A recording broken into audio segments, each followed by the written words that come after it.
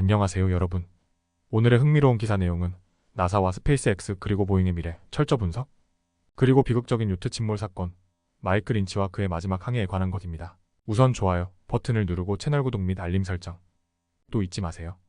여러분의 관심과 지지가 저희에게 큰 힘이 됩니다. 첫 소식은 세계 우주 산업에서 중요한 이슈 중 하나를 다뤄볼까 합니다. 바로 보잉과 스페이스X 그리고 나사 사이의 복잡한 관계와 그 결과에 대한 이야기입니다. 특히 내년 국제우주정거장에서 우주비행사를 데려오는 중요한 임무가 스페이스X에게 맡겨지게 된 사건을 중심으로 이야기해보겠습니다. 먼저 최근 월스트리트 저널에서 다룬 기사를 통해 나사가 내년 우주비행사 2명을 국제우주정거장에서 지구로 복귀시키는 임무를 스페이스X에 맡기기로 결정한 사실이 알려졌습니다. 이 2명의 우주비행사 베리 윌모어와 수니타 윌리엄스는 원래 보잉의 스타라이너 우주선을 타고 ISS로 갔지만 복귀는 스페이스X의 크루드래곤으로 하게 되었습니다. 이 결정은 보잉에게 큰 좌절을 안겨주었습니다. 왜냐하면 보잉은 스타라이너 개발에 수년간의 시간과 엄청난 자금을 투자했지만 기술적인 문제로 인해 나사의 신뢰를 완전히 얻지 못했기 때문입니다. 특히 6월 초 스타라이너가 ISS로 가는 도중 추진기 고장과 헬륨 누출 문제 등 여러 기술적 결함이 발견되었고 이는 우주 비행사들의 안전을 위협할 가능성이 있는 문제로 지적되었습니다. 이번 사건은 나사와 스페이스X 간의 협력 관계가 더욱 공고해지는 계기가 될 것입니다.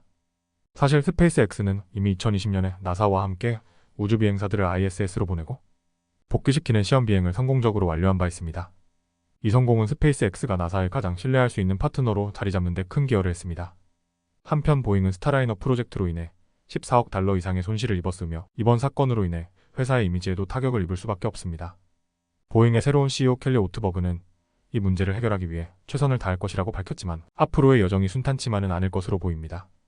이번 결정은 단순히 우주비행사 2명의 복귀 방법을 변경하는 문제에 그치지 않습니다. 이는 향후 우주산업의 방향성을 보여주는 중요한 신호로 나사가 얼마나 스페이스X에 의존하게 될지를 시사합니다. 앞으로 우주산업에서 어떤 변화가 일어날지 그리고 보잉이 어떻게 이 상황을 극복할지 계속 지켜봐야 할 것입니다. 두 번째 소식은 충격적인 비극적 사건에 대해 이야기해보겠습니다. 영국의 기술 거물 마이크 린치가 이끄는 요트 여행에서 벌어진 참사를 다루려고 합니다. 린치의 요트가 이탈리아 시칠리아 해안에서 갑작스러운 폭풍으로 침몰하면서 그의 인생은 비극적으로 끝이 났습니다. 이번 사건의 주인공 마이크 린치는 한때 영국의 빌 게이츠로 불리던 인물로 그의 소프트웨어 회사 오토노미 오타너미를 통해 큰 성공을 거두었습니다. 하지만 최근 몇 년 동안 그는 미국 사법당국과의 긴 법적 싸움을 벌였고 얼마 전에는 무죄 판결을 받아내며 인생의 새로운 장을 열고자 했습니다. 이를 기념하기 위해 가족, 친구, 그리고 그의 변호사들과 함께 지중해에서 요트 여행을 시작했는데 이 여행은 결국 비극으로 끝이 났습니다. 린치와 그의 일행은 베이지 아노라는 180피트 길이의 호화로운 슈퍼요트에 탑승해 시칠리아 해안에서 여유로운 시간을 보내고 있었습니다. 하지만 갑작스러운 폭풍이 몰아치며 상황은 급격히 악화되었습니다. 폭풍은 새벽 4시쯤 시작되었고 불과 15분 만에 요트는 바다속으로 가라앉고 말았습니다. 이 사고로 린치와 그의 딸, 그리고 그의 변호사와 그 가족을 포함한 총 7명이 목숨을 잃었습니다. 이 사건을 두고 많은 의문이 제기되고 있습니다.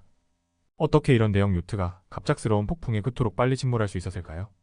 이탈리아 당국은 현재 사고 원인을 조사 중이며 잠재적인 살인과 과실 혐의까지 포함하여 사건의 전모를 밝히고자 하고 있습니다. 당시 폭풍은 매우 강력했지만 전문가들은 요트가 충분히 버틸 수 있었어야 한다고 지적하고 있습니다.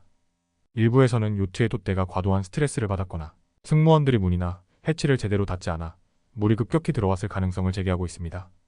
또한 요트가 정박해 있던 위치 역시 문제가 되었습니다.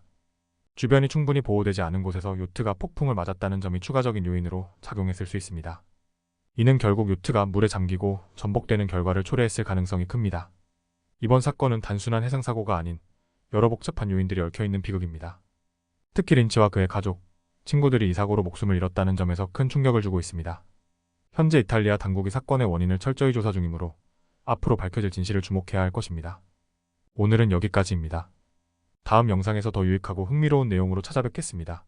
이 영상은 투자 의견이 아닙니다. 매우 감사합니다.